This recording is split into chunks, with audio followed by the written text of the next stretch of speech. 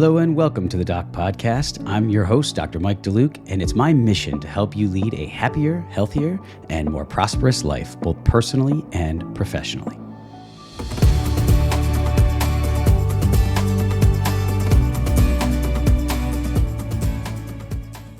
Hello and welcome to this edition of the Doc Podcast.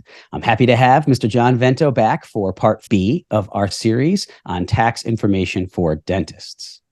Just a quick recap, in Part A, we provided a general overview of the tax and overall financial advantages of retirement savings, including how to figure out what your point X or point at which you can reach financial independence is, the importance of setting up a retirement plan for you and your practice, the difference between traditional and Roth IRAs and if one is better than the other, how to go about selecting the best retirement plan for your practice, if there are any ways or strategies to catch up on contributions, if you're maybe an older doc who hasn't saved enough for retirement yet. And we started talking about some of the tax savings and credits that were available for setting up a retirement plan in your practice. In Part B, we're going to dive deeper into those tax benefits involved with setting up these plans in your practice, including, as John began to reference at the end of Part A, the Secure Act and the Secure Act 2.0 and its impact or their impact on the implementation of a retirement plan. We'll talk about the dental practice pension startup credit, the employer contribution tax credit, the auto enrollment tax credit, and some of the new rules and regulations regarding auto enrollment in 401k and 403b plans. Before we begin, I want to make it clear that the content of this episode is general information only and is not intended to be specific financial, accounting, or legal advice, nor is it directed towards any one individual or group of individuals. Please consult your own accountant, CPA, and financial advisor for information regarding your specific situation. So with that, I would like to welcome John back to Part B. And John, why don't we jump in and pick up where we left off? At the end of Part A, you were starting to go into the Secure Act 2.0. As we all know, the rules and regulations surrounding retirement savings are constantly changing. You would reference this law was passed at the end of 2022, late December, I believe the 29th of 2022. So can you start by just kind of going into some of those changes and what they involved and whether or not they're going to benefit, or in your opinion, benefit or hurt the dental practice owner? Perfect. So yes, just to reiterate, President Biden signed this into law on December 29th, 2022. And that's a very important date because that's the effective date once he signed it into law. And I'm going to be referring back to that date throughout a lot of the slides that I'm looking at right now and a lot of the conversation we're going to be having. Okay. So part of the Secure 2.0 Act, they expanded the Roth opportunities. In previous podcasts, I talked about how Roth contributions are allowed within a IRA account, individual retirement arrangement, and also through 401k plans. They've now expanded this so Roth opportunities are available in other type of retirement accounts. Okay. That is definitely a big deal. So although these rules take effect January 1st, 2023, these rules actually already started at the beginning of the year we're speaking in right now. None of the plan providers, the mutual fund companies out there, the broker dealers, they were not able to comply with this law yet because they have to change everything they have to do. So I haven't had one client that was able to take advantage of this yet. But technically the law became effective January 1st. And speaking to a lot of the plan providers, like, for example, American Funds, Fidelity, a lot of them said that starting January 1st, 2024, these will now be available. So it's going to be a case by case. So a lot of what I'm talking about, no one's ever implemented yet, but I want each of the listeners, if they fall into this position, be one of the first to take advantage of all of this new news. Awesome.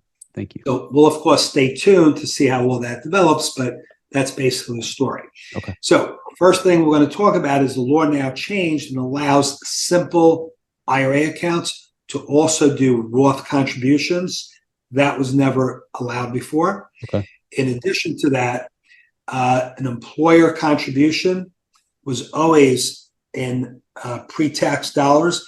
They now are going to allow even employer contributions to be Roth contributions. Oh, wow. Okay. That's never been done before. Now, the tricky thing there is the employee has to elect into that. Okay. Otherwise, it won't be a Roth contribution. But here's the tricky part to that is, let's say the employer puts $5,000 into a Roth for you. Mm-hmm. That full $5,000 is going to go into the Roth. You still owe taxes on that $5,000. So that's where it gets a little tricky for some people. Yep. In a financial position to take advantage of it, this is going to give you a lot more opportunities now to sock away a lot more money into Roth accounts. And a lot of clients that I work with, it's about 50-50. Half of them love traditional. They want the upfront deduction. Mm-hmm. The other half say, I'm making plenty of money now. I could afford to do the Roth. I'm doing it. Mm-hmm. I'm looking forward to a tax-free retirement. Plus, if you're a believer, as I am, that tax rates are going to go up significantly in the future, mm-hmm. that's a really good argument to do a Roth IRA. Mm-hmm. And as we've talked about in the past, the government has been out of control, probably over the last 10 years at least, in spending so much money, raising the debt, the national debt. So eventually, I don't see how taxes aren't going up. Mm-hmm. So that's an argument to contribute more money to a Roth. So as I mentioned, although these rules were effective January 1st of 2023, most people will have an opportunity to take advantage of this starting just in a couple of months. But you want to speak to your pension plan provider, your investment advisor, your accountant, make sure they're aware of these rules so that you can put yourself in a position to take advantage of this. Mm-hmm. So the other thing is the catch-up contribution. Okay. As I mentioned, you could do a catch-up contribution through your 401k plan. Effective January 1st, that contribution is mandated to be treated as a Roth contribution. So again, assuming you were contributing $22,500 in 2023, and then you're going to contribute $7,500 as a Roth 401k deferral, that you're going to have to put in as a Roth contribution. You can't do it as a pre-tax contribution. Okay. So that's mandated. They did carve out an exception. So if the taxpayer, if the dentist is earning less than $145,000, the government's not going to impose that rule on them. They're going to basically say you don't have to meet that mandate. They're going after high income earner dentists that are generating $145,000 or more. And why are they doing that? Well, they're saying, well, we want to capture some tax dollars, so we're going to do that, but we're going to force you to put money into a Roth IRA. Mm-hmm. Personally, I think it's a mistake that they did it because what they're doing, again, is collecting tax revenues now that they're not going to collect down the road, the government. Yep. Mm-hmm. Basically, I can't say everything the government does makes no sense to me, but unfortunately, most of it doesn't make sense. But this is a good opportunity because if you're a high-income earner dentist, they're now going to force you to do more Roth contributions. Mm-hmm. So for that, I'm going to say thank you to the government. But from a fiscal responsible point of view, I don't completely agree with the decision they made there. Yep. But who am I to say that, right? Just a taxpayer. Right. So now, in addition to that, the Roth contribution has been expanded, as I said, not only with 401ks, 403bs, even 457 plans if you're a government employee.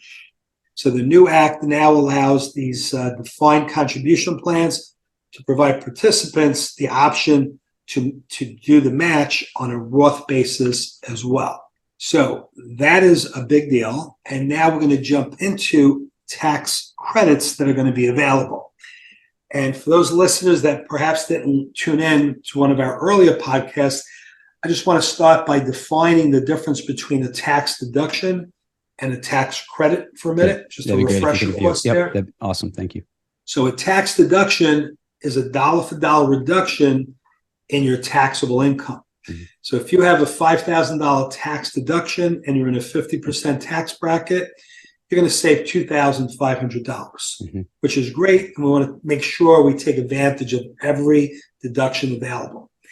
A tax credit, on the other hand, is a dollar-for-dollar reduction in the amount of tax you're going to pay. Mm-hmm. So a $5,000 tax credit means your tax bill will be reduced by $5,000 and not just to $2,500. The reason I'm emphasizing this is because the three strategies I'm about to talk to you about, all three of them are tax credits. So that's real money that you're going to get in your pocket. Every penny of it could end up in your pocket. Very valuable tools. So under the Secure Act, they created three credits. One is called the Startup Tax Credit. The second is called the Employer Contribution Tax Credit. Never had anything like that before. And the third is called the Auto Enrollment Tax Credit. Three separate credits. So I'm going to cover each of them so that the listeners could have a general idea of what they're all about. Awesome. And again, some of this stuff, just jot down some notes at a bare minimum, maybe not getting all of this, but bring this question up to your advisor. If they don't know what you're talking about, I think you got a bigger problem, right? So you need to get an advisor that's on top of this stuff, because otherwise you're just leaving money on the table. I think that's a great point to make too, John. I'm so glad you mentioned that, because I think sometimes people listen to some of this, and some of the content we're going over is more superficial and general terms that is a little easier to digest depending on someone's financial IQ. But some of this gets pretty deep. And so I think it's great to say to people, hey, look, this is to educate you so you know what questions to ask. So you know what to go to your advisor and say, are you taking advantage of this? Are you doing this? And as you said, if they're not, then there's a sign maybe they're not with the best person or firm. So thank you for bringing that point up. I think that's really important to highlight that. Exactly correct. Yep. All right, great. So if you want to start going through them, you can get started with the startup tax credit if you'd like, and kind of work through them from there. Sure. All right, let's do that. We'll get started with the startup tax credit. So with the startup tax credit, this again came into effect December 29th, 2022. And basically, this applies to both qualified plans, both defined benefit and defined contribution. So the defined contribution had to do with the cash balance plan we had spoken about previously. This credit is also available to those type of plans as well. So the amazing thing about this is that for the first time they did this was in 2019, and they now expanded it. But now you can actually deduct and get a credit. You get a deduction for the cost of your plan administration. That would include your plan actuary fees, any money you spend on that. Also, very important to think about this, any money you spend on educating your staff about their retirement plans. So that's a big game changer as well. And very few people think about this. So what are the expenses of training our staff and educating them on the retirement plan?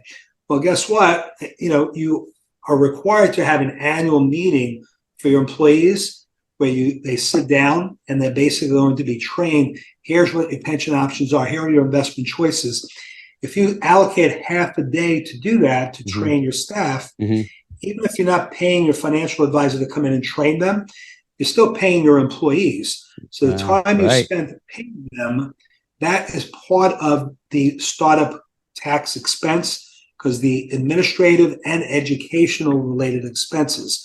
So now the government's going to pay you, reimburse you for doing what you had a fiduciary responsibility to do anyway, which is educate your employees on what retirement plan options are available. And that's so, I think, again, not to overstate it, but people might say, well, I was already getting, that's their compensation. It's already a tax deduction. Yes, but now it's a tax credit. So they're literally reimbursing you. You're not just decreasing it off of your total revenue. Exactly right. Exactly right. So with the Secure Act, basically 100% of your qualified startup costs and also maintenance costs are going to be tax deductible, but you have an option of getting a tax credit for them as well, which is worth twice as much. So in order to qualify for this has to be if this is the first time you're setting up a retirement plan for your practice, you will automatically qualify for this because startup plans all qualify. Okay. What a lot of people don't realize is, let's assume you do have a retirement plan now in your practice and you have very little participation. In other words, you have 10 employees and you and 3 other people are participating, but the majority of staff is not participating simply because they don't want to defer money. If you alter your plan and include something like a safe harbor provision where now everyone gets paid a certain amount of money, whether they contribute their own money or not, you now could also get this tax credit, the startup tax credit. So that would be like saying you're going to contribute 4% on behalf of everybody, or 3%, and then, of X amount, and then 0.5%, kind of how those ratios work. But you make that decision for the practice to make that contribution. So now everybody's technically contributing. Is that what you mean by the safe harbor? Exactly. So safe harbor provision basically says that you, as the employer, for all qualified employees, you're going to contribute some money for them. That's part of the benefits that you're paying them, which is critically important that you do that as an employer. A lot of employees don't want to do it, but after you hear this presentation, you're going to want to do it. So number one, why would you want to contribute to the employee's future? Well, the reason is it's another benefit you're giving them. And I'm sure all the dentists I speak to, the biggest complaint every dentist has right now, and you and I have talked about this, the hardest thing is to find good qualified people to work for you. And then when you find them, very often they leave. Well, if you care about them enough that you're going to put money into a retirement plan for them, that is yet another reason for them to stick around. So it's also going to help with employee retention. So a safe harbor provision where you're contributing money to their 401k or profit sharing for them, yes, it's going to cost you some money, but it'll improve your practice, and because it's going to allow you, hopefully, to retain your quality employees. And then in addition to that, you're going to get these special tax credits. So very, very valuable tool we're talking about. So with the startup credit, question is, who's an eligible employer? Well, there's three requirements. One is you have to have under 100 employees. If you're a large practice with 100 or more employees, credit's not available to you. So that's rule number one. And majority of practices I work with, I only have a handful that are that big, that are over 100. Majority of dental practices that are self-owned, they're going to qualify for this under that provision. Now, you have to have what's called non-highly compensated employees. So if you are the only employee and another dentist, and you're both all making over 100, let's call it 150,000 a year, it doesn't apply to the highly compensated employees. This credit applies to everyone else, basically your admin team, your part-timers, things of that nature. Again, valuable too. You're allowed to take this credit for 3 years in a row. It's not just a one-time thing. So it's a 3-year credit, year 1, year 2, and then year 3.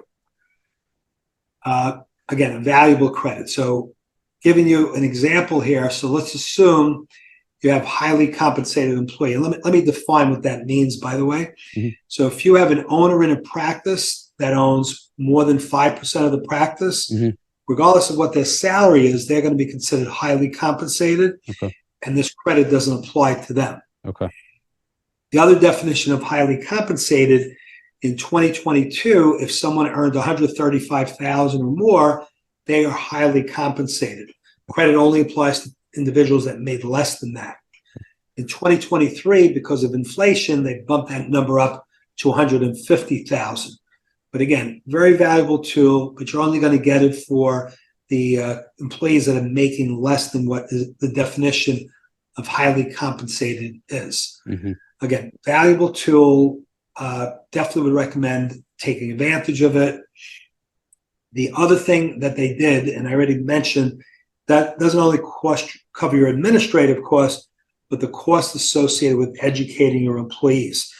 So every year you're paying a plan actuary, let's call it $4,000 or $5,000 a year. We already know, because under the old law and the new law, you're still going to save that 3.8% Medicare tax going forward. That already covered your cost. That's my opinion under an S Corp. But now you're going to also get reimbursed for this cost as well through this startup credit. If you have under 50 employees, you get 100% of the credit amount. If you have between 51 and 100, it's prorated, this credit. If you have over 100, that number turns into 0. Maximum credit you're allowed to obtain per year is $5,000 per year. Okay. So we could be talking about $15,000 in tax credits. And again, tax credit is after tax money you're getting back. Mm-hmm. So the way the formula works is it's $250 times the number of non-highly compensated employees you have. Okay.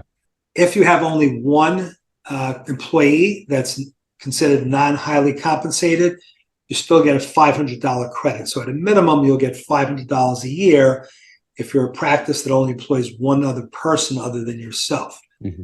I think this is, very valuable credit. We're talking about $15,000. And if you're in a position to take advantage of it, I think every dentist needs to take advantage of it. Would you like to give me an example of how that could work? Yeah, that would be great. It's a lot of information there. Maybe just walk us through what that would look like in a practice. That'd be great. Okay. So let's assume you're a dental practice and you have 19 non-highly compensated employees. Okay. The question is, what is the maximum credit you could receive? Well, you're going to take $250 per employee times 19. Mm-hmm. You'll get $4,750 tax credit. It's really as simple as that. If you have over 51 employees, 51 or more, that's going to get prorated.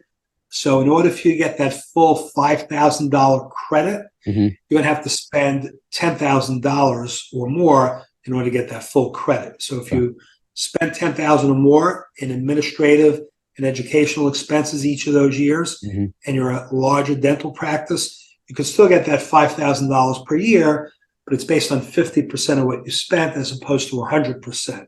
Okay. So this literally is a full reimbursement of the expenses associated with starting up these plants. And is that something, they have to go through a special process to apply for that? Is it automatic? How does that work? Hey everybody, be sure to check out the Doc website where you can get access to tons of great information, including free educational content, access to private one-on-one coaching with me, ADA CERP recognized CE courses, and amazing patient testimonials. Just go to theorthocoach.com. That's theorthocoach.com. And now back to today's episode. Right. Well, your accountant, and hopefully you're working with the dental CPA who's familiar with all these things, they're going to have to file with your income tax return. If you're corporate, it'll be a corporate return. Mm-hmm. If you're sole proprietor, it'll be with your personal return, because that's where you report your income. Yep. They're going to have to file a tax form called 8881. So that's 8881. The title of that form is Credit for Small Employer Pension Plan Startup Costs. They're not filling that out for you. Again, you're leaving money on the table. Great. Thank you. Want to go to the employer contribution tax credit now? Kind of talk a little bit about that one. Yep, absolutely. And this one really gets me excited because they've never done this before. Doesn't take much to get me excited, I guess. It's funny, the things in the dental world or the orthodontic arena, we get this passion about teeth and all that. It's fun to see someone in their profession get excited about that side of it as well. I'm sure the teeth side to you is like, really? And a lot of times to the dental world, the accountant side is like, really? But it's great. I mean, that's why we both do what we do. So. Yep, absolutely. So what this credit says is some of the money that you put into your employee's retirement plan. Remember earlier I said, set up a safe harbor 401k so that mm-hmm. you'll be putting money into the plan for the employee. Yep. What if I tell you now that this credit is going to subsidize you for putting money into your employee's plan? Wow. That's a game changer. That's really a big deal. That's never been done before. So powerful tool. I mean, I'm sure that's something that most dentists that are no longer in practice, they could only dream that the government is actually funding the contribution you're making towards your employees. It's huge. Big deal. Yeah. Now, the good news is they're doing it, but they're not going to do an unlimited amount. But this is real money we're talking about. Mm-hmm. So under the Secures Act, again, any defined contribution plans, and by the way, it doesn't apply to defined benefit plans like the cash balance plan. Yep. This is only defined contribution plans. Okay. Because in order to get the employer contribution tax credit, you have to be able to give the employees an option to put money into the plan for themselves as well. So the eligibility requirements for this are identical to the startup credit. So if you qualify for the startup credit, you're also going to qualify for this. Great. They kept that simple. It's the same rules to qualify. So here's where it gets really great. The credit is a maximum of $1,000 per eligible employee for a 5-year period. Wow. That is big. Yeah. So you may have employees that you're contributing, say, 3%. Yeah, I was just you're going to giving say, them, whether they contribute or not. Yep. You're really not contributing that money now. Right. The government's giving you money back up to the first $1,000. Right. It's a no-brainer. Yeah, you have to. If you don't have a plan like this in place right now, you really want to do it. Not only for your tax savings, not only to get you to point X much quicker, but the government for a 5-year period is going to subsidize up to $1,000 per employee. And just to put in perspective, quick math here. So if someone's making 40 grand, the 1%'s 400, 3%'s 1,200. They're almost covering an entire 3% for a $40,000 employee, right? Absolutely. So some employers shy away from setting up these plans because they don't want to pay all the administrative costs. Well, guess what? I already told you they don't exist anymore because they're getting subsidized through the Medicare tax elimination and avoidance, and also the credits I already talked to you about. But in addition to that, employers sometimes say, I wouldn't mind paying that administrative fees, but I don't want to put away $10,000 and give that to my employees. Well, guess what? They don't have to do it now, right? Because the government is going to subsidize the money you're putting into it. Wow. And I see you smiling. I see your wheels going right now. You're thinking about how you're going to take advantage of this, right? You know me, yeah. So this is very powerful. Now, one of the catches is that the credit does not apply to employees who are earning $100,000 or more per year. Okay. And you ask, why did they do that? Well, who they're really looking out for, the government's looking out for the little guy. Your front desk receptionist, maybe a hygienist who's working part-time and not making, $100,000 a year. So they're basically trying to make sure that those people end up getting money saved for their retirement. Yep. And it's sad. It's a sad reality, but in this country, by the time it's time for people to retire, a very small fraction of people are in a position to retire because they just don't do it, especially those lower income individuals. Yep. They're living paycheck by paycheck, and as much as they'd love to put some money away into a retirement plan, they just can't, because that could mean they're not paying the rent, they're not turning the lights on, to light the house. So this is a great rule because the government is, again, stepping in and motivating you and I as employers to do this, and also paying part of the bill as well. Yep. So it's one of those tax laws I love, not just because what it does for the employer, but what it's also doing for employees. Yep. We got to care about our employees, because if we don't, it's not going to end good for them, right? And if you think about it, speaking for myself, I spend more time Monday through Friday with my employees than I do at home with my my wife and kids. Yeah. Well, I make an exception now. My son works with me, so I spend just as well. All right. So again, huge credit. The credit works as follows.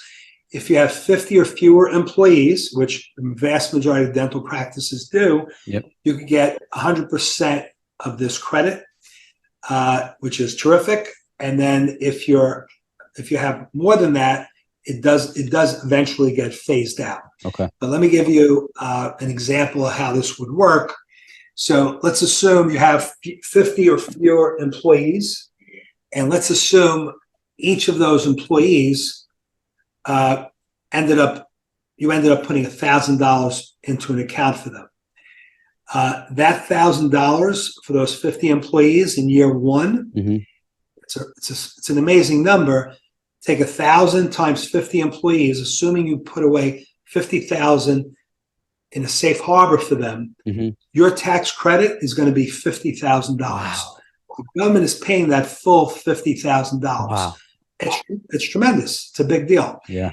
And you could actually do this over a 5-year period. In year one, they look at 100% of what you contributed, maximum 1,000 per employee. Year two, they look at everything you contributed, 100%, maximum $1,000. They'll give you a credit. Year three, they look at everything you gave, but only count 75% of it. So if you gave somebody more than 1,000, you're still going to get that full $1,000 credit. Year four, it's 50%. Year five, it's 25%. So that's yet more of a motivation, where in year 3, 4, and 5, you may want to give your employees even more, because the government's going to end up subsidizing the contributions. So in theory, your practice could end up getting $50,000 times 5 years, $250,000 as a credit. That's coming back to you in your pocket. And at the same time, you're doing something amazing for your employees. And you'll put a smile on their face, because once they see their retirement statements and they never thought they'd have money saved for retirement, to me, this is exciting. And this is why I say I'm getting excited about this one. I can see why. Win-win for everyone. Win-win for everybody. The only one that's not a win-win for is the federal government, because it's just going to be more spending that they're doing. But in this case, I happen to like the way they're doing it. I'm going to run you through another example. And I'm going to give you a more realistic example. Most dental practices, as you know, don't have 50 employees. So let's use an example where there are 15 employees in a practice. And basically, you have one owner making $100,000 per year. So how would those numbers work out here? Basically, what we're looking at is the following. In 2023, if you have 15 employees that qualify and you contribute $1,000 or more towards their retirement account, you'll be able to get $1,000 times 15 employees for a total of $15,000. In 2024, same facts, 100% of that 1,000 times 15 is $15,000. Assuming that you're only going to give the employees $1,000 each towards their retirement plan, in 2025, that's year 3, 15,000 you contributed, but you're only going to get a credit for 75% of that, which is 11,250. 2026, the credit amount goes down to 50%. So though you contributed 15,000, you're going to end up with 7,000. 2026, you'd end up with a $7,500 credit. 2027, it goes down to 25%. The credit is $3,750. In the example I'm giving you, you're just limiting what you're going to give them to no more than $1,000. But again, if you gave them more than $1,000, you could technically still get $1,000 per employee. 2028, that credit disappears, it's not available anymore. So at least for those 5 years, you want to take full advantage of this. Great. All right, thank you. And then I think the third one was the auto enrollment tax credit, right? So maybe we can just go into that one as the kind of the final part of this part of the podcast, and just go in a little more of how it's calculated. To does it apply only to new plans, pre-existing plans, and maybe give a little more detail on that if you could. Perfect. All right, so I'm going to jump right into the auto enrollment tax credit. There's also another brand new tax credit. The reason the government decided to do this is because most employees do not opt in to go into a plan. So very often you start a 401k plan at a company, and the employer, his wife, and maybe 2 or 3 of the, let's call it the more sophisticated employees or the more financially savvy employees, they'll participate. You may have 10 other employees. They don't even bother filling out the paperwork. They don't participate. So what the government's trying to do is definitely what happens all the time. So what the government's doing is now they're reversing this on them. They're saying if you take no action, you're automatically going to go into the plan. And if you don't want to be in the plan, you have to fill out paperwork to get yourself out. So, and again, I like that idea. It's they're forcing the hand of the employee so that they can be financially responsible, so that one day they're going to have money set aside for their retirement. So I like that. I usually don't like it when the government sort of forces you to do something. So they're making you do it, but you could always opt out if you want to. So with this credit, I'm not getting as excited, but it's a $500 tax credit per year. over a 3-year period. Okay. So you could end up getting about $1,500 in total back related to that. And all you have to do is allow your employees to opt into it. So if you were in practice prior to December 29th, 2022, you're grandfathered into the old rules, which means you're not mandated to do this. Okay. But any practice that went into effect after December 29th, 2022, by 2025, it's going to be mandated. Every new plan has to be set up with auto enrollment, where the employee has to elect out if they don't want to do it. So, we are not encouraging every employer to do this if they're not required to, because some of them may be forced to make contributions. But again, if you qualify for the contribution credit, I think it's something you have to rethink here. So definitely a valuable credit, but not quite as exciting as the contribution credit I spoke to you about earlier. So auto enrollment will apply to 401k plans and 403b. 401k are for-profit dental practices. If you're working for a hospital, their plans are called 403b plans. They're going to be under the same type of guidelines here as well. So I think it's a great concept. It's yet another way to save some extra money, get some extra money in your pocket, and sort of push the hand of your employees. If you're not mandated to do it because your plan was in existence before the beginning of this year, before December 29th, you really need to study what the cost of doing it will be to your practice. If it makes sense, then just do it, and at least have that be your policy for the 5-year period where the contribution credit exists. So a couple other things, the government did make a few exceptions to this. Even if you set up a new plan, if you have 10 or fewer employees and you just went into practice for yourself and you just set up a pension plan, you're not mandated to do the auto enrollment as long as you have 10 fewer employees. They're just trying to give small businesses a little less of a burden and headache there. This doesn't apply to simple IRAs. It only applies to 401ks and 403bs. Simple plans are exempt from this requirement. And the last one is if you're in practice for less than 3 years, a brand new startup practice, they're not going to impose this requirement. They have to automatically enroll your employees. Other than that, churches and government institutions are also exempt from this as well. So again, not exactly $50,000 a year like the contribution credit, but the way I look at it is if there's another $1,500 on the table there that I could get for you or any client, I'm going to squeeze that money out and make sure I put you in a position to take advantage of that. Great. So, I want to end this segment by simply saying, if you're not getting this type of retirement planning advice from your financial advisor who is in charge of your retirement plan, if you're not getting this advice from your CPA, your dental CPA, then what I would strongly recommend is that you allow me to take a look at your situation. As part of the benefits of being one of the listeners here on your podcast, if you are interested in having me evaluate your pension plan that's set up through your practice, I'll be happy to set you up free of charge with one of my pension plan specialists. Awesome. They'll analyze your situation.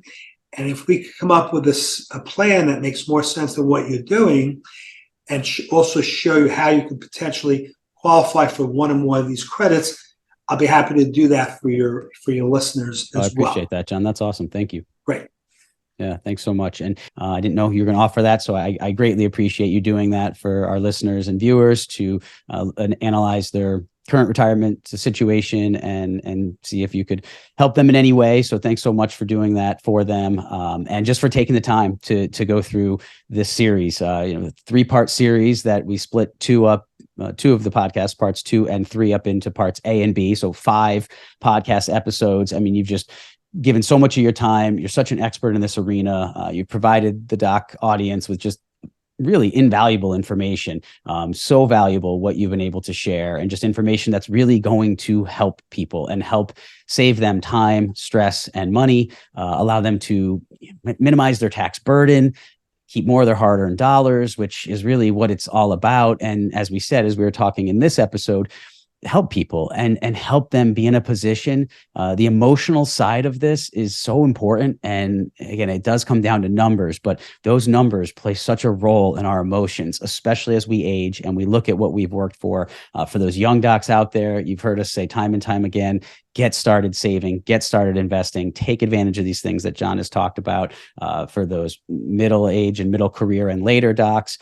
Ramp it up, make sure you're taking advantage of every advantage you can from a tax standpoint. Obviously now with the Secure Act and Secure Act 2.0, you have some additional advantages out there. There's really no reason not to be maximizing your retirement savings at this time. So, and I've also heard from many friends and colleagues, John, who have listened to previous episodes. I haven't even told you this, and they've told me, numerous people, how much they've enjoyed listening, how much they've learned.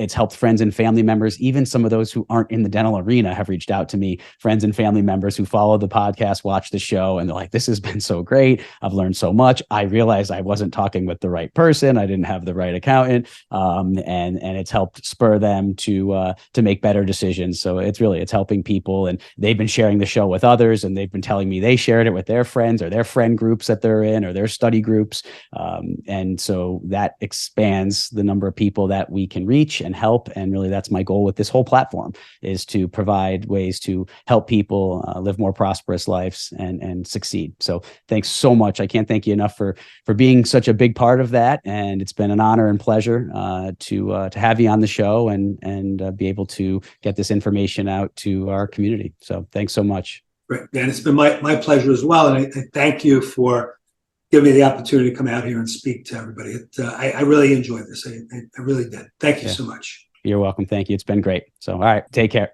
All right, bye. Thanks.